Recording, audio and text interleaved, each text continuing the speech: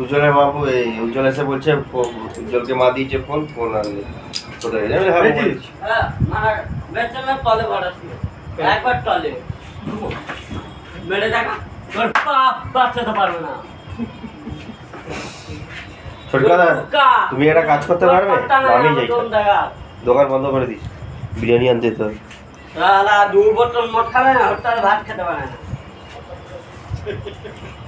তো বাবা কইছে তাই তোর বাপের পাশে কাজ তো তোর বকে দিতে পারছিস? আমি আমার কাজ করে পয়সা এই কইছে তাই ওকে দিতে পারছিস? আমি কাজে দেবো না দেবো আমার ব্যাপার। তোর বউ তোকেই কালায়, ঠিক আছে?